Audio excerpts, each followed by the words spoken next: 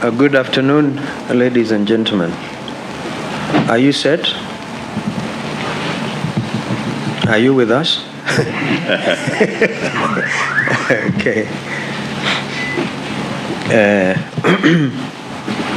Where's Mheshimiwa Gamia?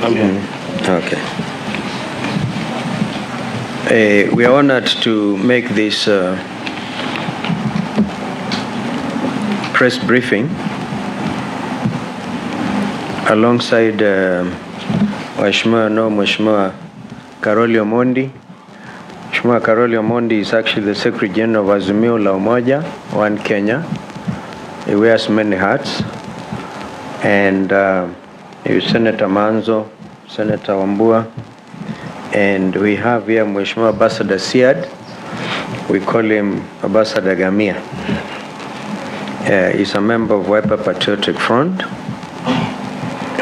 representing mainly the Northeast, but he's a Kenyan.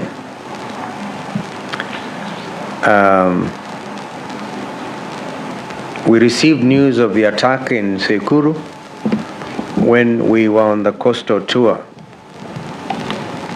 And the attack was dastardly, cowardly. 8 people, innocent ones, were killed.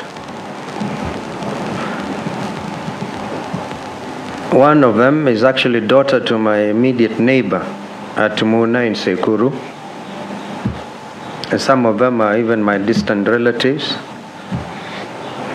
We gather that that was a retaliatory attack because some other 4 young Somali people had been killed several days before that. And before that, a young man had been killed. And that's why the Somalis were also killed. So you can see that cycle. This matter is heavy because those of you who may have read my book will know that I lived under those circumstances. And after 28 years of being Member of Parliament in that area, we had actually brought this kind of thing to an end. So that every Thursday, Somali herders were easily bringing lots of goats to the market in Sekuru, and became a wonderful interaction of communities fighting poverty together. But now criminals have come in between them, between the 2 communities. In fact, one of the things I remember with the late Mzee Moi, we took those army helicopters, went all the way to Sekuru, to Ngomeni, and we brought that nonsense to an end. And I remember Mzee Moi asking, mahali hawa maharamia wanatoka, kuna machief ama hakuna? Na nikisikia tena, hawa machief watapoteza kazi. He went on to establish GSU camp in Usweni. And then recently there was an attempt, I think, in Mandungoi, in Ngomeni area, to do something. I think when the security advisor, when Monica Juma was in charge of that docket, she tried to do something, establish some guideline of security arrangement. And I know that Governor Malombe has put in place some 6 police stations. All that needs to happen is to populate those police stations, because Governor Malombe does not control the police force. So Inspector General should help Governor Malombe populate immediately those 6 police stations put up by the county government of Kitui. But the killing of the young man in Ukasi is what seems to have brought a lot of fury, because a young man, 14-year-old, was that slashed to death. And this then raised the level of anger in Guni, in Ukasi, in Mwingi. For as long as I can remember, Mwingi town has never witnessed the kind of anger and fury that was evident yesterday. And we can understand all of this. But against all that background was, and I want somebody to give me that phone again, my phone, because CS Duale, in the presence of his boss in Mandera, issued a clear fiat. He said, us in opposition should never be allowed to cross the River Tana into Garissa. And if that happens, we should be assaulted. He says this in Kisomali, we got all the interpretation. We should be assaulted. We should never be allowed to go into northern Kenya, as if that territory belongs to Duale. We must remind him that Wajir, Garissa, Mandera are part and parcel of the Kenyan territory. Mwingi is part of the Kenyan territory. And no amount of tribal talk will now divide these two communities. What you're dealing with is an issue of criminals, and by now the police should have apprehended them. The ones who killed the 8 in Kwakamari, and the ones who slashed to death this young man. They should have quickly been apprehended. Now I must tell C.S. Duale, even as he says we should not cross over, there are so many. Garissa itself is a cosmopolitan town.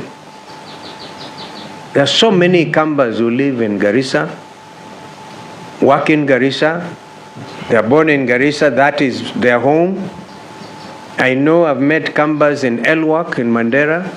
They are artisans, they work. They work and they are very good, they are gifted artisans. There are many of them in Wajir. And I've received telephone calls from the community leaders in Wajir, fearing for their lives now because of what Duale said, that we should never be allowed to get into those parts of the country. And yet, there's no action taken by the statutory commission dealing with national cohesion and integration. A home minister in the presence of the president himself issuing a fiat.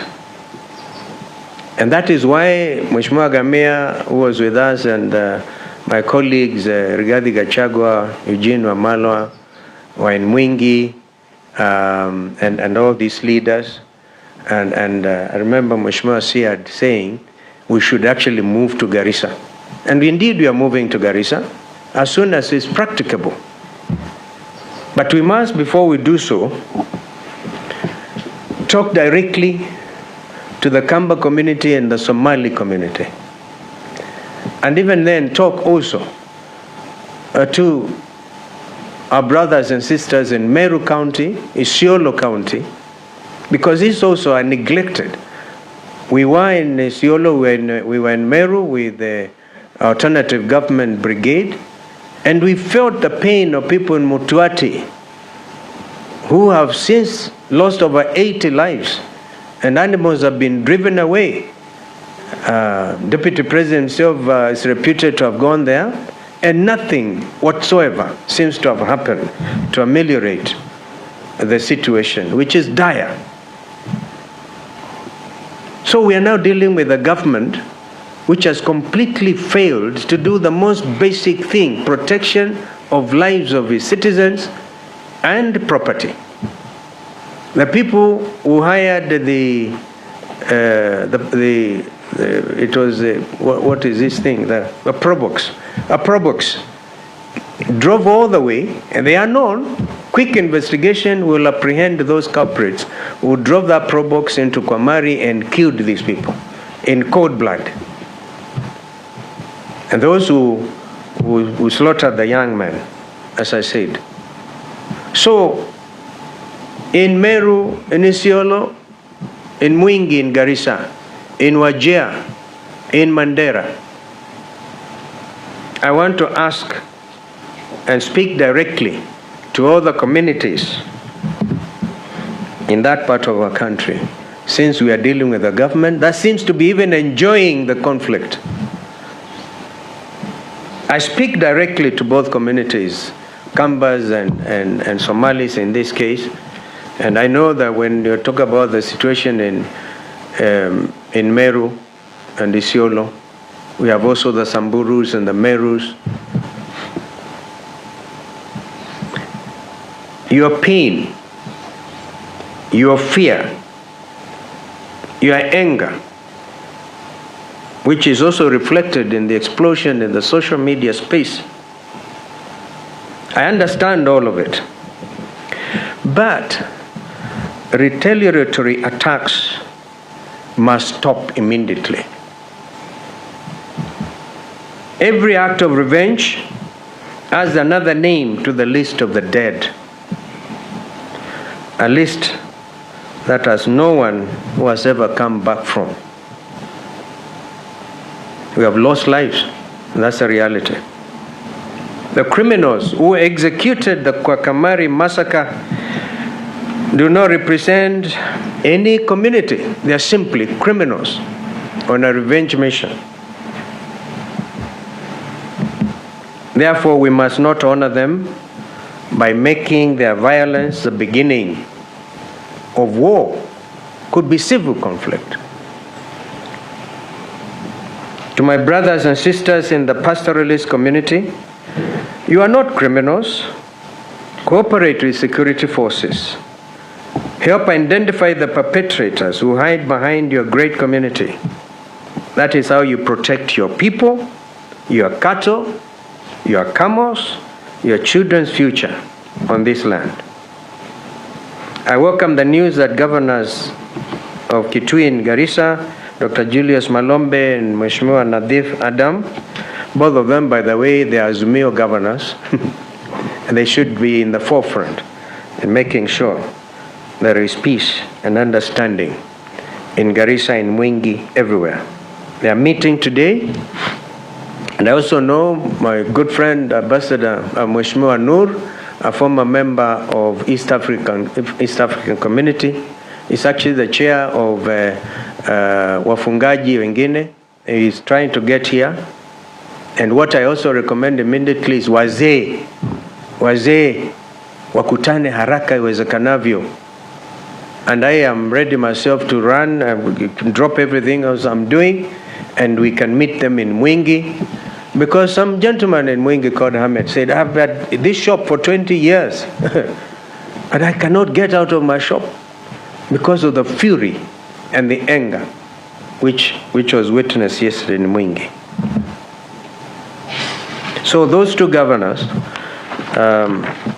and member of parliament for Mwingi Central, na wazee wa area hiyo, I have met some of them, so that again we do not lose, because there's no way this government will apprehend these people the way we know them. They will not.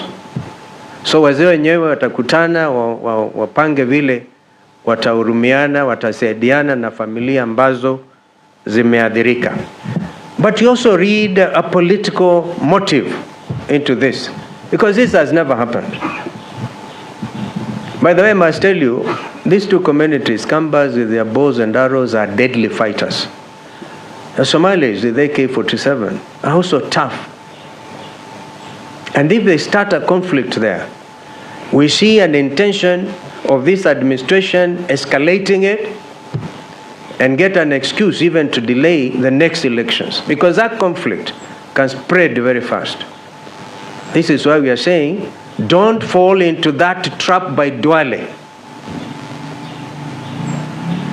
Anasema hatuwezi kwenda Garissa, tupigwe mawe, tupigwe risasi, tutaenda. So you can now see so soon after those remarks, this is what is happening. It is not difficult to imagine a man or a woman is, an assailant is told, go and kill that young man in Ukasi. Ndio Wakamba wakasirike, wafunge barabara.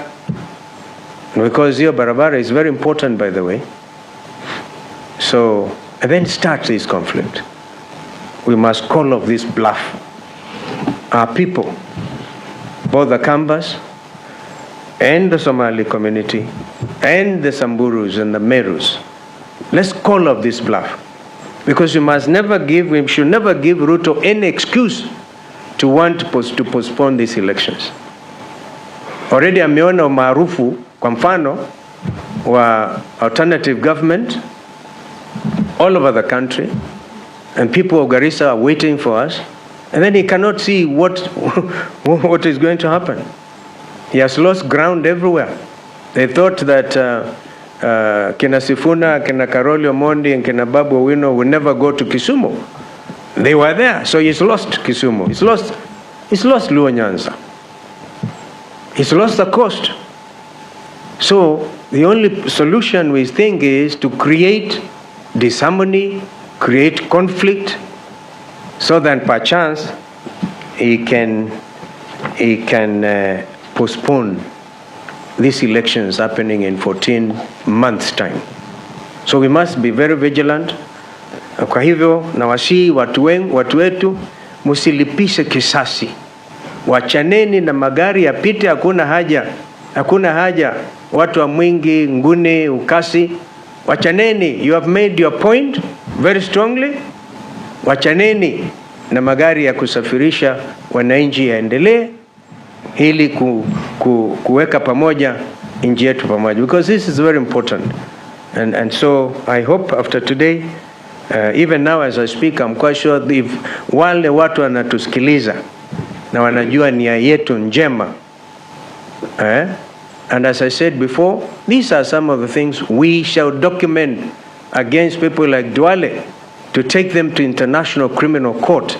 If there is mass evacuation of the people from Garissa, Wajir, Mandera, and you know that is a crime against humanity, mass displacement of people, Duale will be held responsible.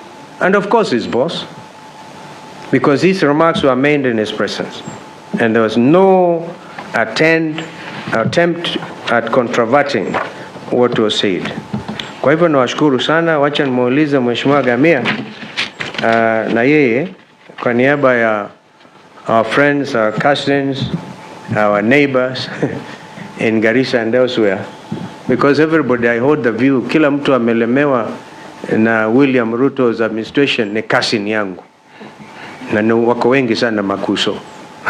Thank you. Good afternoon. First and foremost, I want to join my party leader in sending my heartfelt condolences to the people who were killed in Kitui County, 13 in number. We feel their pain. I want to send my condolence on behalf of Wiper Party and on behalf of the people of Northeastern. We feel their pain and we are very sorry about what has happened. Two, the people of Kitui, Tana River and Garissa have lived together for centuries. Actually, since the world was created, we have been sisters and brothers keepers. Nobody should put a barrier between us. Nobody should create a conflict for us to fight and kill one another. Personally, I want to appeal for peace. I want to appeal for calm. As the party leader said, let us stop retaliation attacks. Let us open the road. But one thing I want to make very clear is that no individual right can override the right of others. If you have camel and somebody has cultivated his farm, that is his camel. You cannot graze on somebody's cultivated land because you value your animals. We equally value farming. So we want the two communities to live together. We have invited our elders and other politicians so that within this weekend we can go to Mwingi, open the road, talk to our people, and more so, as Wiper Party, we want to form the next government. And I think this is a malicious attempt to scuttle that process and development of forming the next government. I have no doubt. And one message I want to send to the government is that, please, if you have denied us development, do not deny us our peace.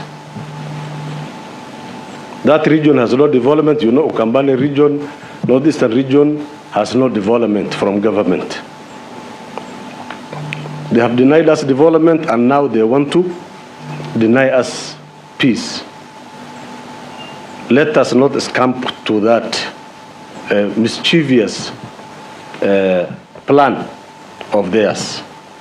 And I want to reiterate my statement, what I said in Mwingi again, that Mheshimiwa Kalonzo Musyoka and the people, members of the United Opposition, you are welcome to Garissa, you are welcome to Tana River, you are welcome to Wajir, you are welcome to Mandera. We are part of Kenya. We are part of Kenya, we are open for business. And those people who live in Garissa, Wajir, and Mandera, the Kambas and other Kenyans, must be given their right, they must be respected, they must live in peace. Therefore, tunasema ya kwamba Kenya is one indivisible nation. Nobody should try to divide us in political lines. Nobody should fear elections and use that fear to scatter or to make Kenyans fight. Thank you very much. Thank you. Then, Mheshimiwa Karoni. We did discuss this matter in Parliament on Tuesday under a motion brought up by Honorable Makali Mulu. And part of the recommendation was that this particular situation be referred to the Security Committee, but with very specific observations. One was that the Communications Authority of Kenya avails part of the resources under what they call the Universal Access Fund to establish communication masts in that part of the world so that it is easier for the members of the public to communicate with security agencies when situations such as this arise. Secondly, members observed and agreed that the Security Committee should ask the Ministry of Interior to present to Parliament a clear strategy on dealing with this issue once and for all. Because it is very, very unfortunate that Kenyans fight among themselves, pastoralists and farmers. And we want to see the elements, if there are any political instigations like His Excellency Kalonzo Musyoka said, those who are responsible should be held accountable. When these two communities fight, it is a failure of the government to protect life and property. It is also the failure of government to hold those who are responsible accountable. We hope that the Security and the National Administration Committee will deal with the matter expeditiously and bring their recommendations to the floor of the House. Thank you. Thank you. Senator Daniel. Senator Moore. So thank you very much. I will have three things to say. One, yesterday was a very unfortunate day in Mwingi town, and I'm grateful to God that calm seems to be returning to the town. This matter was also canvassed on the floor of the Senate under Standing Order 53-1 through a statement to the Standing Committee on Security. And a decision was taken that the committee then will make arrangements to visit the region, but also call all the security bosses and have a conversation around this issue. The second thing I want to say is to our people in Mwingi, to our people in Kitui. The Somali business community in Mwingi, those are not our enemies. Those are our brothers and sisters helping us to build our town, to build our economy. The Kambas in Garissa, in Wajir, in Mandera are not enemies of the Somali community. They are your brothers and sisters helping you to build your towns, your economies. The biggest challenge that we have in this situation, this must be said as it is the camel herders who have invaded private farms in Kitui and unleashed the animals on people's land and people's crops. The solution is as simple can get. Get these animals out of Kitui and you have lasting peace and coexistence between the two communities. Lastly,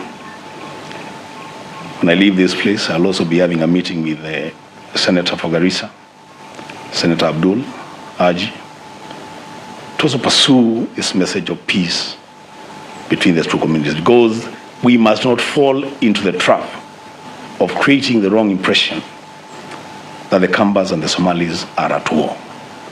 We are not. The problem is those bandits hiding behind camels to kill people, to maim people.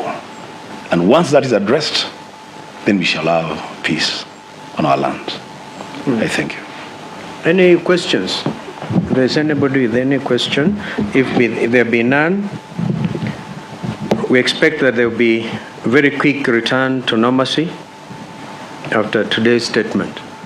And please notice that Mr. William Ruto's administration, other than doing public relations, sending Deputy Inspector General to the site to say they are doing I don't know what, none of them has the goodness, the decency to address this situation. But we have taken this initiative, and I believe there will be absolute calm between the Somalis and the Kambas, and hopefully between the Samburus, the Merus, the Pokots, the Turkanas, mainly in Isiolo.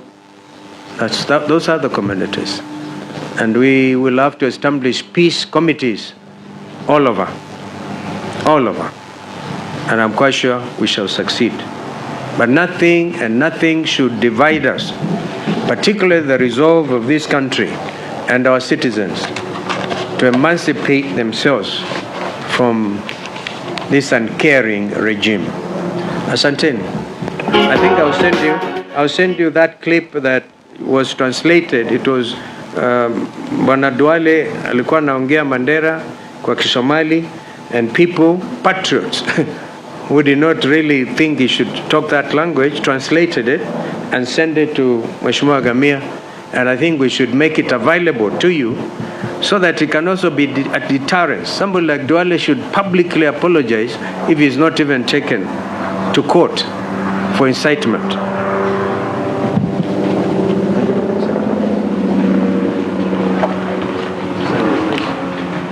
Thank you, sir. I want to send it to you.